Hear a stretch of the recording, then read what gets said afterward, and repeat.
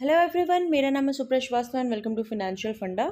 और ये जो वीडियो है ये है कि आप एनपीएस अकाउंट कैसे ओपन कर सकते हैं पीएनबी वन ऐप के थ्रू, अगर आप पीएनबी के अकाउंट होल्डर हैं तो इसके लिए हमें क्या करना होगा। सबसे पहले हमें पीएनबी वन ऐप में एंटर करना होगा। और उससे भी पहले अगर आपने मेरा चैनल सब्सक्राइब नहीं किया तो प्लीज़ चैनल को सब्सक्राइब करें ताकि ऐसे वीडियोज़ आपको और मिलते रहे। यहाँ पर मैं फिंगर से लॉगिन कर लेती हूँ, फिंगरप्रिंट से। मैं आपको बता दूँ कि अगर आप एसबीआई के थ्रू ओपन करना चाहते हैं या फिर दूसरे एचडीएफसी बैंक के तहत या फिर किसी भी बैंक से, तो उसका लिंक मेरे डिस्क्रिप्शन बॉक्स में है, वहाँ से आप उस लिंक से चेक कर सकते हैं। अब यहाँ पे हमें क्या करना है, ये हमारा ओपन हो गया है पीएनबी वन ऐप, जिसमें यहाँ पे कोई ऑप्शन नज़र नहीं आ रहा है तो हमें यहाँ पे व्यू ऑल करना है। जब व्यू ऑल करते हैं तो यहाँ पे मेरे पास ऑप्शन आ जाएगा एनपीएस का। यहाँ पे आप देख रहे होंगे एनपीएस का ऑप्शन, तो हमें यहाँ पे एनपीएस पे क्लिक करना है। और यहाँ पे पहले नंबर पे आ रहा है सब्सक्राइबर रजिस्ट्रेशन, तो सब्सक्राइबर रजिस्ट्रेशन पे चले जाना है। बहुत ही सिंपल है एनपीएस अकाउंट ओपन करने का लिंक। और यहाँ से आ जाएगा जिसका जो पीओपी है, यानी कि पॉइंट ऑफ प्रेजेंस, वो आपका हो जाएगा पंजाब नेशनल बैंक, क्योंकि आपका इस बैंक में अकाउंट है तो आपका सारा एनपीएस से डीलिंग यहीं से होगा, आपका पीएनबी से होगा। एनपीएस से रिलेटेड जो भी कंट्रीब्यूशन करना होगा वो। और उसके अलावा आपको जो बाकी चीज़ें चेक करनी होगी, इन केस कभी ऐसा हुआ कि आप एनपीएस अकाउंट जो है वो पीएनबी से नहीं देख पा रहे हैं तो फिर एनएसडीएल के थ्रू कर सकते हैं। एनएसडीएल, इसके थ्रू आप बहुत सारी जानकारी ले सकते हैं। तो यहाँ पे हमें क्या करना है, वो बात की बात है। सबसे पहले हमें रजिस्ट्रेशन करना है, तो नीचे में रजिस्ट्रेशन का ऑप्शन आ रहा है, उस पर हम क्लिक कर देंगे। देन यहाँ पे ओपन हो जाएगा मेरा ऑनलाइन सब्सक्राइबर रजिस्ट्रेशन। अब यहाँ पे क्या करना है हमें कि एप्लीकेंट टाइप, तो इंडिविजुअल, अपने लिए सिर्फ खोल रहे हैं तो इंडिविजुअल, फिर citizen of India, status of applicant, obviously India के सिटीजन होंगे तभी ओपन होगा। इसके बाद आ रहा है रजिस्टर विथ, तो अगर ऑफलाइन जाना चाहते हैं आप, सारी चीज़ें फिजिकली आप उसका फ़ोटो खींच के अपलोड करना चाहते हैं आधार से रिलेटेड, ये अगर ऑफलाइन ईकेवाईसी चाहते हैं तो फिर आप आधार में जाएंगे। अदरवाइज़ यहाँ पे पैन कार्ड यहाँ पे सेलेक्ट कर लेंगे। और इसके अलावा एड्रेस प्रूफ के लिए फिर आप क्या क्या दे पाएंगे, आप पासपोर्ट होगा, वोटर आईडी होगा, ड्राइविंग लाइसेंस होगा, नरेगा होगा, तो वो सारी चीज़ें जो है वो आप अपने एड्रेस प्रूफ के लिए दे पाएंगे। फिर यहाँ पे आता है account type, tier one only और tier one and tier two. तो यहाँ पे आपके पास दो ऑप्शन आते हैं। टीयर वन तो मैंडेटरी है, टीयर वन तो है जो आपको खोलना ही खोलना होगा, टीयर टू आपके लिए ऑप्शन आता है। दोनों में डिफरेंस क्या है, तो जो भी आप इनकम टैक्स बचाना चाहते हैं, अगर एनपीएस ओपन कर रहे हैं तो इनकम टैक्स में आपका वहाँ पे सेविंग होता है। तो 1.5 लाख रुपीज़ जो है वो आपका सेव होता है एटीसी में। और उसके अलावा एनपीएस से रिलेटेड आपको मिलता है 50,000 रुपीज़ एक्स्ट्रा सेविंग। आपके सेविंग भी आप कह सकते हैं और इनकम टैक्स में एग्जेम्पशन भी कह सकते हैं। ये आपको मिलता है ATCCD 1B में। तो इसके तहत जो है आपको सिर्फ और सिर्फ मैं बता दूं कि टीयर वन से ही आपको ये छूट मिलता है, टीयर टू में आपको ये छूट नहीं मिलता है। तो आप सिर्फ अगर टैक्स के लिए करना चाह रहे तो टीयर वन, और अगर आप चाहते हैं, क्योंकि टीयर वन में बहुत ज़्यादा फ्लेक्सिबिलिटी आपको नहीं मिलेगा ऑप्शन में, तो अगर आप फ्लेक्सिबिलिटी चाहते हैं ऑप्शन के साथ तो आप टीयर टू भी साथ में ओपन कर सकते हैं और दोनों में पैसे आप जमा कर सकते हैं। तो यहाँ पे मैं सिर्फ टीयर वन के लिए जा रही हूँ। और पीओपी जो है ऑब्वियसली पंजाब नेशनल बैंक है मेरा। अब यहाँ पर मुझे पैन कार्ड, अपना पैन नंबर एंटर करना है और कंटिन्यू पे क्लिक कर देना है। तो यहाँ पर हम एंटर करते हैं। अब यहाँ पे पैन नंबर डालते ही जैसे ही मैंने किया तो यहाँ पे रजिस्ट्रेशन के लिए ओपन हो गया है, जिसमें बहुत सारे डिटेल्स हमें फिल करने होंगे जो आपको करेक्टली फिल करना होगा, जो भी आपके आधार पे या पैन पे होगा। उसके बाद आपका एक आईडी जनरेट होगा, फिर आपका रजिस्ट्रेशन डिटेल्स, तो स्टेप बाय स्टेप होगा, वो हम स्टेप बाय स्टेप ही चलेंगे। फिलहाल सबसे पहले टाइटल, अगर आप मैरिड हैं तो श्रीमती, अगर आप मैरिड नहीं हैं, अनमैरिड हैं तो कुमारी, अगर आप मेल हैं, मेल में आप मैरिड या अनमैरिड जो भी हैं तो आप श्री ही यहाँ पे सेलेक्ट करेंगे। फिलहाल मैं यहाँ पे श्रीमती सेलेक्ट कर लेती हूँ। देन आता है यहाँ पे आपका कि आपका फर्स्ट नेम क्या है, तो आधार और पैन सब पे एकदम सब कुछ एग्जैक्ट होना चाहिए। तो जो भी आपका नाम है वो यहाँ पे आप नाम, यहाँ पे फर्स्ट नेम लिखेंगे, यहाँ पे लास्ट नेम लिखेंगे, अगर आप मिडिल नेम है तो मिडिल नेम लिखेंगे, नहीं तो नहीं लिखेंगे। जिस पे भी ये जो स्टार बना होता है ना, ये स्टार जो बना होता है वो आपका मैंडेटरी फील्ड होता है, तो उसको तो भरना आपका बिल्कुल ही ज़रूरी है। नेक्स्ट आपका यहाँ पे आता है डेट ऑफ बर्थ, जो भी आपका डेट ऑफ बर्थ है वो आप यहाँ पे फिल करेंगे। यहाँ से सेलेक्ट करके इस पर जब क्लिक करते हैं हम इस जगह पे, तो आपका डेट ऑफ बर्थ के लिए आ जाता है ऑप्शन। फिर यहाँ से हम यहाँ पे सेलेक्ट कर सकते हैं। अगर आपको ईयर में जाना है है तो ये जो जगह है आपका यहाँ पे, इसको जब हम क्लिक करते हैं तो यहाँ पे आ जाता है मंथ्स के लिए, ठीक है, मंथ्स के लिए आ रहा है। और अगर आप ईयर के लिए डायरेक्टली जाना चाहते हैं, कि दिक्कत नॉर्मली होती है, तो हम यहाँ पे क्या करेंगे, इसको हम टच करेंगे, फिर 2022 जहाँ लिखा है उसको टच करेंगे, तो यहाँ से आप ईयर चेंज कर सकते हैं। तो ईयर जो भी है यहाँ से फिर बैक एरो जो है उस पर आप क्लिक करेंगे और सारे ईयर्स यहाँ पे चेंज हो जाएंगे, तो आसानी से आप यहाँ पे डेट ऑफ बर्थ अपना फिल कर सकते हैं। देन यहाँ पे बात आती है किसकी, कि एप्लीकेंट इज़ ऑर्फन। क्या जो भी एप्लीकेंट है जो अप्लाई कर रहा है, क्या उसके पेरेंट्स अलाइव हैं कि वो अनाथ है। ऑर्फन मीन्स अनाथ। तो अगर अलाइव है तो यहाँ पे येस कर देंगे, ऑप्शन है यहाँ पे आप देख सकते हैं, यहाँ पे येस कर देंगे। अगर नहीं है, पेरेंट्स आपके हैं, तो यहाँ पे हम नो कर देंगे। देन यहाँ पे होता है जेंडर, तो जेंडर में आप मेल है, फीमेल है, ट्रांसजेंडर है, जो भी है यहाँ से आप सेलेक्ट कर सकते हैं। फिर आता है आपका प्लेस ऑफ बर्थ, तो यहाँ पे प्लेस ऑफ बर्थ आप जिस भी जगह पे पैदा हुए हैं वो आप लिखेंगे। कंट्री आप इंडियन ही सेलेक्ट करेंगे। मैरिटल स्टेटस अगर मैरिड हैं तो फिर यहाँ पे मैरिड सेलेक्ट करेंगे, अनमैरिड है तो अनमैरिड, डिवोर्सी है, विडोअर है, जो भी है अपना मैरिटल स्टेटस यहाँ से सेलेक्ट कर लेंगे। देन आता है आपका यहाँ पे फादर्स नेम या मदर्स नेम, यानी कि आप पैन कार्ड पे आप क्या चाहते हैं, क्या प्रिंट हो, आपके फादर का नेम प्रिंट हो या फिर आपके मदर का नेम प्रिंट हो, तो जो भी आप चाहते हैं वो यहाँ से आप सेलेक्ट कर लेंगे।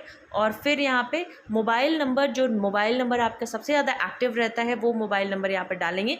मोस्ट प्रोबेबली वो मोबाइल नंबर डालिए जिससे आपका HDFC बैंक जो है वो है, या फिर जिससे आधार कार्ड आपका लिंक्ड है, आप वो डाल सकते हैं।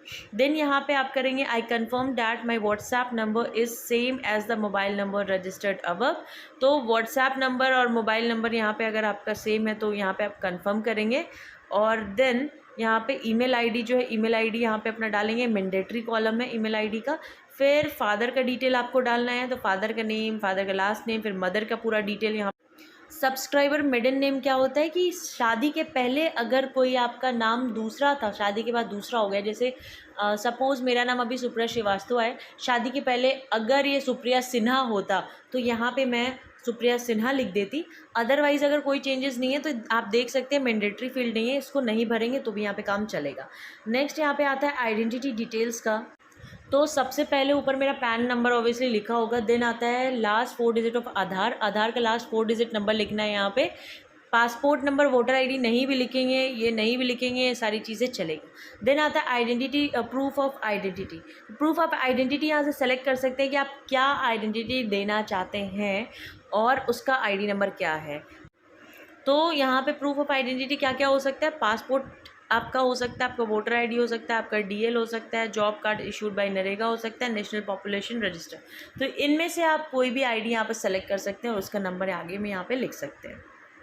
देन यहाँ पे आ जाता है डेट ऑफ बर्थ का प्रूफ, तो ऑलरेडी आप पैन कार्ड ही सेलेक्ट किए थे, यहाँ पे पैन कार्ड होगा और आपका आईडी नंबर भी लिखा होगा जो आपने स्टार्टिंग में ही किया होगा। फिर आता है ऐड एंड एंटर कैप्चा, जैसे यहाँ पे लिखा है 67 + 3, तो यहाँ पे आंसर यहाँ पे आपको टाइप करना पड़ेगा 70। तो यहाँ पे टाइप करने के बाद आप सिंपली यहाँ पे जनरेट एक्नॉलेजमेंट नंबर यहाँ पे कर देंगे, तो आपका यहाँ पे एक्नॉलेजमेंट नंबर यहाँ पे फिर जनरेट हो जाता है। तो कंप्लीट फिल करते हैं और जनरेट एक्नॉलेजमेंट नंबर पे क्लिक करते हैं और यहाँ पे जनरेट हो गया है मेरा एक्नॉलेजमेंट नंबर।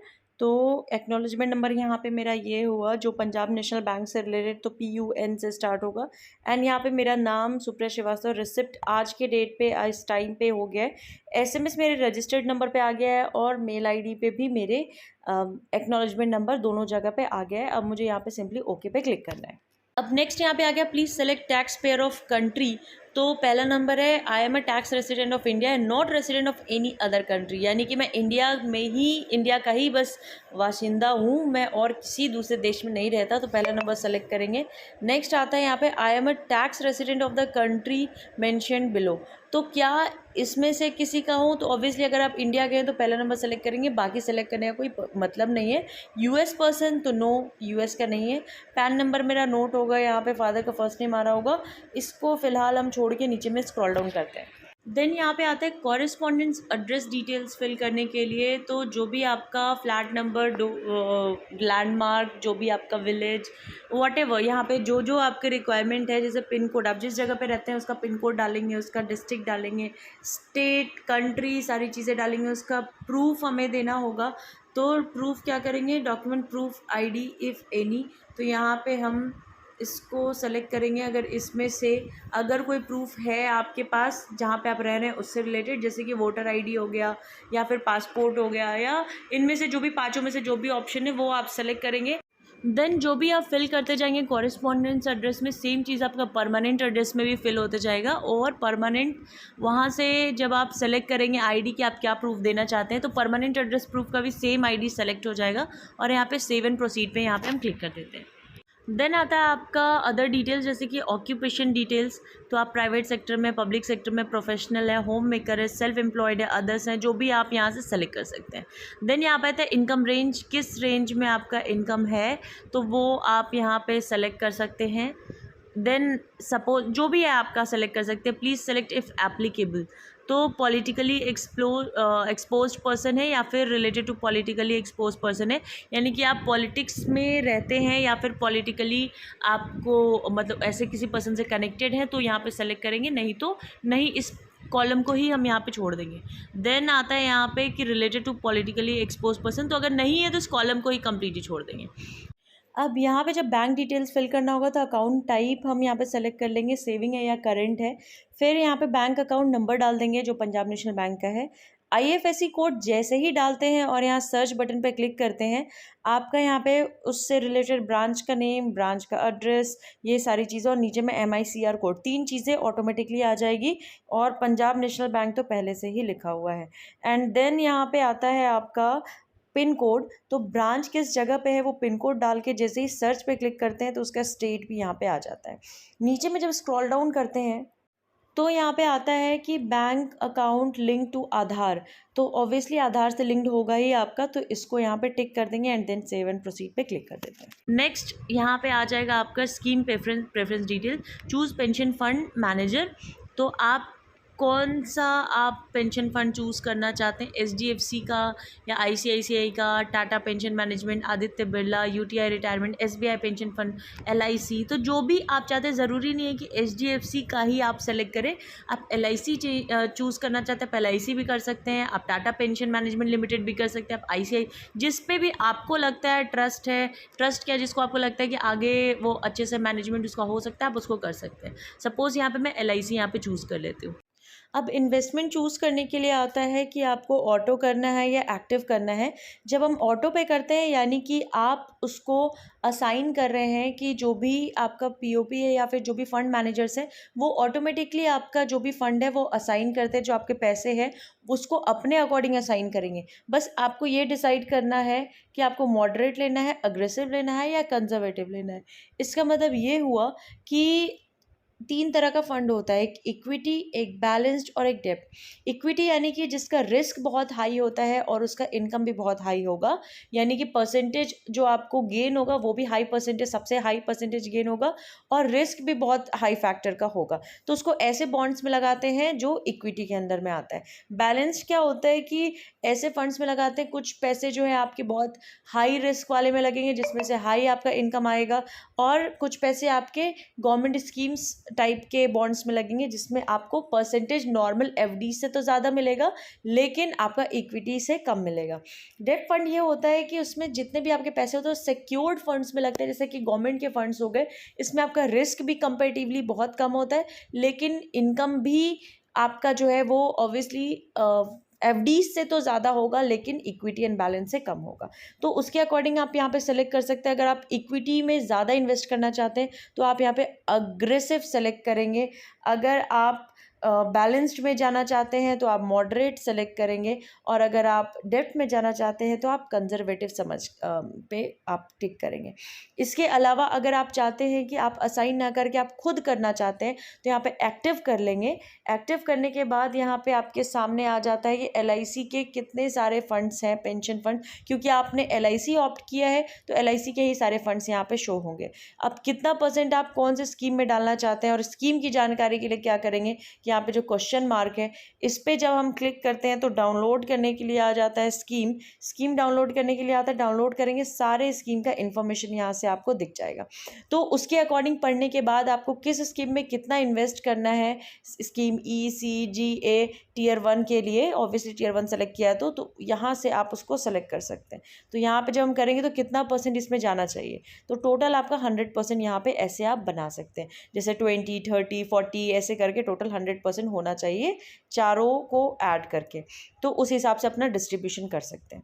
यहाँ पे अगर आप कोई और फंड सेलेक्ट करते हैं, जैसे कि सपोज़ यहाँ पे हम SBI पेंशन फंड यहाँ पे सेलेक्ट करते हैं और तब एक्टिव क्यों जाते हैं तो यहाँ पे SBI के सारे फंड्स आ जाते हैं। तो यहाँ से आप अपने अकॉर्डिंग एक्टिवली पार्टिसिपेट कर सकते हैं। नेक्स्ट आता है यहाँ पे नॉमिनी का डिटेल। तो नॉमिनी आप जिसको भी बनाना चाहते हैं, नॉमिनी का फर्स्ट नेम, नॉमिनी का लास्ट नेम अगर है तो, मिडिल नेम है तो वो मेजर है या माइनर है। अगर 18 ईयर्स से प्लस है जिसको आप बना रहे हैं तो वो मेजर में आता है।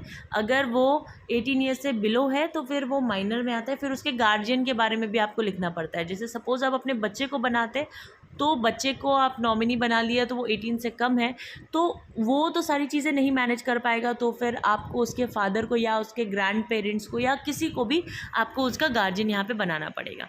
देन यहाँ पे डेट ऑफ बर्थ, नॉमिनी का डेट ऑफ बर्थ है, नॉमिनी का एज हो गया, उससे आपका क्या रिलेशन है, कितना % आप नॉमिनी को देना चाहते हैं। अगर एक ही नॉमिनी है तो 100%, 2 नॉमिनी बनाना चाहते हैं तो उसके हिसाब से परसेंटेज जाएगा। अगर माइनर है तो फिर यहाँ पे गार्जियन का डिटेल्स यहाँ पे आपका फिल करेंगे। नॉमिनी कहाँ रहता है उसका कंप्लीट यहाँ पे डिटेल्स फिल होगा, किस कंट्री में क्या, और सब कुछ फिल करने के बाद यहाँ पे सेव एंड प्रोसीड पे हम क्लिक कर देंगे। अगर आप नॉमिनी 1 के बाद नॉमिनी 2 भी ऐड करना चाहते हैं तो यहाँ पे ऐड करके नॉमिनी 2 के डिटेल्स भी वहाँ पे फिल कर सकते हैं। तो एक से ज़्यादा नॉमिनी भी आप बना सकते हैं, मैक्सिमम 3 बना सकते हैं। तो सेव एंड प्रोसीड पे यहाँ पे हम क्लिक करते हैं। अब यहाँ पे नेक्स्ट आता है कि स्कैन्ड पैन कार्ड और कैंसिल चेक आपको यहाँ पे अपलोड करना है। तो जो भी आपका पैन कार्ड है उसको एक बार स्कैन कर लीजिए। उसका डॉक्यूमेंट का साइज़ कितना होना चाहिए वो सारा लिखा हुआ है कि डॉक्यूमेंट जो है वो जेपेग या JPG या फिर PDF फॉर्मेट में होना चाहिए। साइज़ जो है वो 4 KB से 2 MB के बीच में होना चाहिए। ये सारी चीज़ें का ध्यान रखते हुए उसको रीसाइज़ करते हुए यहाँ पे चूज़ फाइल से करके आप चूज़ करके यहाँ पे सिंपली अपलोड पे क्लिक कर देंगे। देन यहाँ पे आ जाता है अपलोड फ़ोटो एंड सिग्नेचर। तो आपको क्या करना है कि अगर आपका कोई फ़ोटो पासपोर्ट साइज़ फ़ोटो है तो यहाँ पे चूज़ फाइल करके आप उस फ़ोटो को कर सकते हैं, या तो पासपोर्ट साइज़ फ़ोटो का फ़ोटो खींच के एंड देन आप उसको चूज़ फाइल से अपने गैलरी से सेलेक्ट करके आप यहाँ पे सेलेक्ट कर लेंगे। और सिग्नेचर का क्या करना है कि सिग्नेचर आपको एक वाइट पेपर पे करना है, उसका पूरा डिटेल यहाँ पे दिया हुआ है कि photo and signature should be in JPG format. अगर फोटोग्राफ सिग्नेचर इमेज है वो इज़ अनदर फॉर्मेट तो उसको आपको इस फॉर्मेट में चेंज करना पड़ेगा। उसका साइज़ जो है वो 4 KB से 5 MB के बीच में होना चाहिए। एंड यहाँ पे for Aadhaar offline EKYC based registration modification of photo is not allowed. अब यहाँ पे क्या है कि photo and signature should be in, ये सारी डिटेल्स जो भी लिखे हैं वो आपका हो जाएगा। जो सिग्नेचर आप करते हैं, जो आपका पैन कार्ड पे सिग्नेचर है, बैंक में सिग्नेचर है, वो सिग्नेचर आप एक वाइट पेपर पे करेंगे और उसका फ़ोटो खींच के देन यहाँ पे चूज़ फाइल करके फ़ोटो खींचेंगे, गैलरी में आएगा, उसको रीसाइज़ करके यहाँ पे कर लेंगे हम। और ये करने के बाद अपलोड करने के बाद यहाँ पे सेव पे क्लिक कर देंगे। देन सेव करने के बाद यहाँ पे कंफर्म का ऑप्शन आ जाएगा, यहाँ पे हम कंफर्म पे क्लिक कर देंगे। देन यहाँ पे आ जाएगा कि आपका जो भी डिटेल्स है जो आपने अभी तक भरा है उसको अगर आप एडिट करना चाहते हैं एक बार ऊपर से नीचे तक कंप्लीट रीड कर लीजिए, कहीं कुछ गलत तो नहीं है। अगर है तो एडिट पे जाके उसको कर सकते हैं, अदरवाइज़ ये जो एरो बना हुआ है इस पर हम क्लिक कर देंगे। अब यहाँ पे नेक्स्ट आ जाएगा आपका पेमेंट डिटेल्स के लिए। तो यहाँ पे फर्स्ट टाइम टियर 1 कंट्रीब्यूशन आप कितना कंट्रीब्यूट करना चाहते हैं वो अमाउंट यहाँ पे आप लिख देंगे। पेमेंट डिटेल्स के लिए आप कहाँ से जाएंगे, अगर आपको नीचे से ऑप्शन नहीं मिल रहा है तो ऊपर में जितने भी बने हुए हैं जैसे यहाँ पे पेमेंट डिटेल्स लिखा है तो इसको जैसे ही हम क्लिक करेंगे तो पेमेंट डिटेल्स का ऑप्शन आ जाएगा। तो यहाँ पे जितना भी आप कंट्रीब्यूट करना चाहते हैं वो यहाँ पे आप कंट्रीब्यूशन अमाउंट लिखेंगे। तो ऑब्वियसली टियर 1 का ही ऑप्शन मैंने सेलेक्ट किया था तो टियर 1 पे करेंगे और यहाँ पे फिर टियर 2 जो है वो यहाँ पे नहीं आएगा फिल करने के लिए, अगर टियर 2 का ऑप्शन सेलेक्ट करेंगे तब आएगा। देन यहाँ पे कंफर्म पेमेंट पे हम क्लिक करते हैं।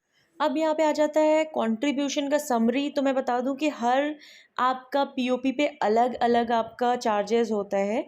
कुछ चीज़ें जो सेम होती है वो भी मैं आपको बता देती हूँ, जैसे कि टोटल कंट्रीब्यूशन यहाँ पे आप 500 रुपीज़ का कर रहे हैं। चार्जेस फॉर अकाउंट ओपनिंग ये आपका आ रहा है सिर्फ 200 रुपीज़ PNB से। यही जब हम HDFC से करते हैं तो वो आता है 400 रुपीज़, और जब यही चीज़ हम SBI से भी इवन करते हैं तो वो आता है हमारा 350 रुपये। तो ये आप देख सकते हैं अलग अलग जगह का कंट्रीब्यूशन चार्जेस जो है, कंट्रीब्यूशन चार्जेस नहीं, अकाउंट ओपनिंग चार्जेस जो है वो वैरी करता है कि आप कौन सा POP ऑप्ट कर रहे हैं, किस बैंक के थ्रू या किस आप प्राइवेट जो कंपनीज है उनके थ्रू आप ओपन कर रहे हैं।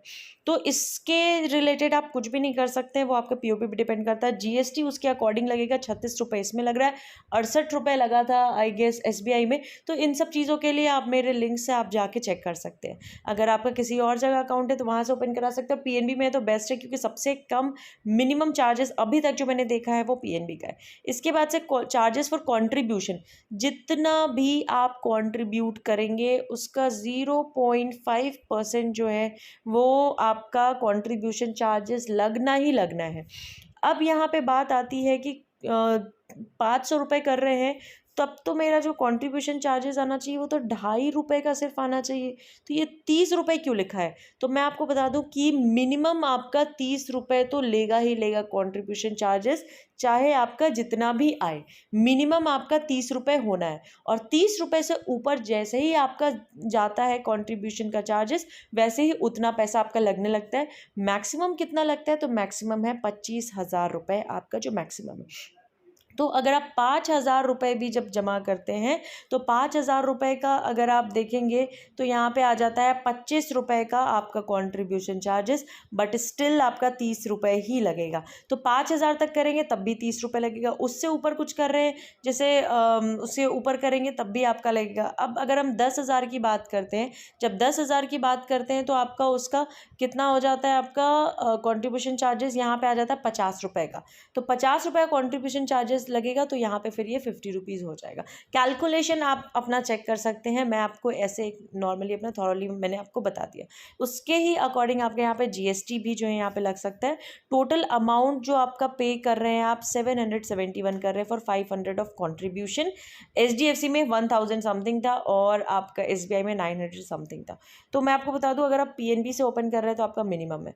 फिर यहाँ पे डिक्लेरेशन क्या है कि इसको हमें टिक करना है कि हाँ जो भी मैंने किया है सब्सक्राइब, मतलब डिक्लेरेशन ऑथराइजेशन है कि जो भी मैंने बताया है वो सारे चीज़ें सही है, मैं सारे टर्म्स एंड कंडीशंस NPS के मानती हूँ और मैं अग्री करती हूँ सारी चीज़ों पे। तो वो सारी चीज़ें वहाँ पे होगी। फिर declaration of money laundering act 2002। तो मनी लॉन्ड्रिंग एक्ट क्या है कि आप कोई भी जो भी आपका पैसा है वो इलीगल तरीके से आपने नहीं कमाया है, जो आप NPS में डाल के उसको वाइट मनी बना रहे हैं, तो ऐसा कुछ भी नहीं है। कोई भी आपका ब्लैक मनी यहाँ पे यूज़ नहीं होना चाहिए। देन आता है कि I want annual transaction statement email only या फिर फिजिकल, यानी आप यहाँ से चेंज कर सकते हैं कि आपको फिजिकली आपके घर पे सारा स्टेटमेंट चाहिए एड्रेस पे, या फिर सिर्फ ईमेल पे चलेगा। तो सिर्फ ईमेल वाला ऑप्शन अगर आप ऑप्ट करते हो तो ईमेल पे आ जाएगा। पेपरलेस के लिए ये बेसिकली आजकल नया चीज़ हो गया है। देन यहाँ पे है पैन कार्ड ऑप्शन। यहाँ पे चार्जेस उसके अकॉर्डिंग वैरी कर रहे हैं कि अगर आपको पैन कार्ड चाहिए एंड वेलकम किट चाहिए सिर्फ ईमेल पे तो 18 रुपीज़ से चार्जेस लगेंगे। अगर पैन कार्ड चाहिए एंड फिजिकल वेलकम किट चाहिए तो फिर आपको 35 रुपये चार्ज लगेंगे, और दोनों ही चीज़ें अगर फिजिकल चाहिए तो फिर 40 रुपये लगेंगे। तो उसके अकॉर्डिंग यहाँ से हम ऑप्शन को सेलेक्ट कर सकते हैं, वैरी कर सकते हैं। देन यहाँ पे फिजिकली चाहिए, यहाँ पे जैसे पैन कार्ड आपको अगर दोनों ही फिजिकली चाहिए तो यहाँ से आप कर सकते हैं। उसके बाद यहाँ पे हम कंफर्म रजिस्ट्रेशन पे जैसे ही क्लिक करेंगे OTP आएगा, आपका OTP वेरीफाई करेंगे, आपका पैन नंबर जनरेट होता है जो आपके SMS पे इमीडिएटली आ जाता है, आपके मेल पे आ जाता है, साइन करते हैं और वहाँ पे हमारा रजिस्ट्रेशन कंप्लीट हो जाता है और बहुत ही आसानी से आपके NPS अकाउंट घर बैठे बैठे ओपन हो जाएगा। तो आई होप मेरा वीडियो आपको पसंद आया। वीडियो पसंद आया तो प्लीज़ वीडियो को लाइक करिएगा, चैनल को सब्सक्राइब करिएगा। Thank you so much, have a nice day.